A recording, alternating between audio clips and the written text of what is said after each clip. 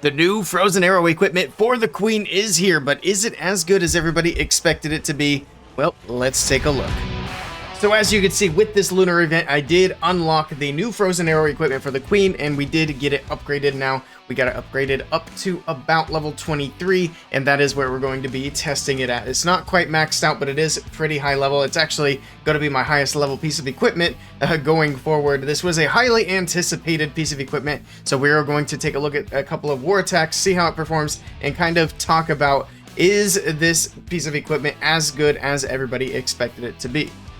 As you can see, I did my war attacks here recently, and I did use the frozen arrow with some queen charge, and then we'll take a look at one spam attack with the frozen arrow as well. But with that, let's jump into these attacks. Alright, so here we go with the first attack that I did in this matchup. We'll go ahead and speed it along here. So the expectations were pretty high for the frozen arrow. Everybody was expecting this to be a very strong piece of equipment coming into the game, obviously because it's supposed to be an epic equipment, so everybody expected this to be like S tier, up there with the Eternal Tome, with the giant gauntlet. Even though the Eternal Tome's not technically epic equipment, it's still very, very good. One of the best pieces of equipment in the game.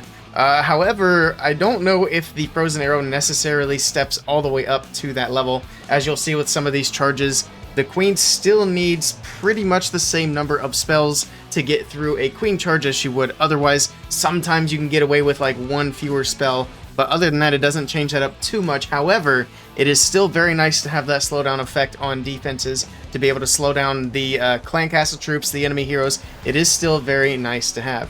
But I don't know if it's necessarily going to be up there with S tier like some of these other attacks. As you can see, I am pushing my Queen up through the middle of this base here, slowing down that ricochet cannon as the Root Riders make their way into the base. Pop that Warden's ability, everything's going to start pushing through. We will go ahead and speed this one up a bit. Keep an eye on the Queen. She is kind of the main part of this. Healers are getting hit, so I got to freeze up that multi.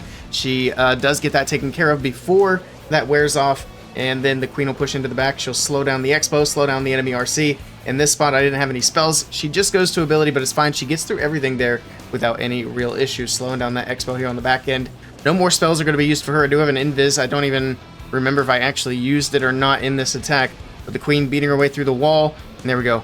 Pushing through to the backside and through the last few defenses. We'll go ahead and speed this up. This was obviously crushed, and we'll take a look at the next attack as well. Alright, so we're going to go ahead and jump into my second attack. We're just going to watch the Queen charge portion. This is not a good Queen charge. It's an example of the frozen arrow still needing spells to be dropped to be helpful. So we'll go ahead and 2x this. She does take on the enemy CC. She'll help slow them down. I dropped the poison anyway just because. But there we go. She gets through the troops. I think the E-Dragon still manages to get a shot off somehow. But she is able to get through the CC troops, no problem. The wall breaker's not cooperating. So unfortunately, the Queen didn't charge quite where I wanted her to. I wanted her to go down through the middle of the base. But she kind of just stays on the outside. But you can see here, she does go to ability there because I didn't have the rage spell down in time. So she still needed the rage there.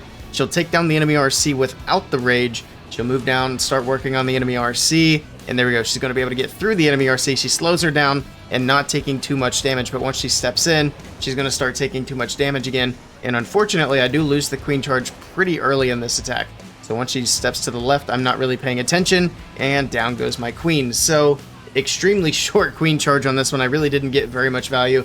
This attack was entirely carried by the broken Root Riders and broken Hero, or King equipment rather.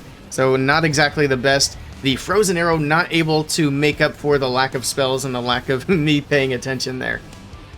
Alright, and then finally we're going to take a look at this, more of a spammy attack. No Queen charge on this one. We will keep an eye on the Queen and see how she does. I'm also going to talk about kind of the difference between the frozen arrow and the healer puppets, because, not the healer puppets, the archer puppets.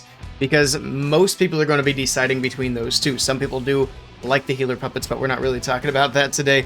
The archer puppets, the only thing that you're losing by taking the archer puppets off is the healing. So there's a little bit of healing that comes into effect when you pop the Queen's ability with the archer puppet on. That's the only thing you're losing. If you take a look at the stats on screen at the moment, that shows you everything that's different. So you're kind of trading the 400 HP healing if you've got the archer puppets maxed out for the slowing effect of the frozen arrow. I think it's a good trade personally. There are some others that I've talked to who think that it's not a good trade, so I guess there's a bit of a debate on this, on whether or not the frozen arrow is actually better than the archer puppet. Personally, I think it is better. I think it's going to be more helpful in a lot of scenarios, especially like right here where the queen's slowing down the shots from the Warden Tower, keeping some of that damage off of her and the queen. And then it's going to be the same thing for the CC troops. No poison here, but she's going to slow down that E-Dragon, which, again, E-Dragon's not exactly a good troop to begin with. But yeah, you're just trading off of that, especially if you're doing a queen charge. 400 HP is negligible. Now, there is more damage boost with the Frozen Arrow, but that damage boost, again, is kind of negligible compared to the damage boost from the Archer Puppet. So that's kind of my thoughts, my summary on that.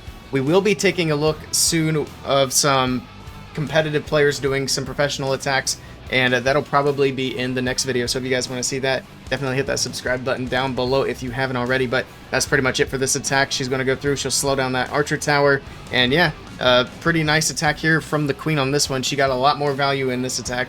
And that's going to be it for my war attacks with the Frozen Arrow. And there we have it, some of my war attacks with the Frozen Arrow. Again, let me know what you guys think of this new equipment down in the comments below. Curious to see what your thoughts are on this one. If you want to see some competitive players using this in 5v5 matches, I recommend checking out this video right here.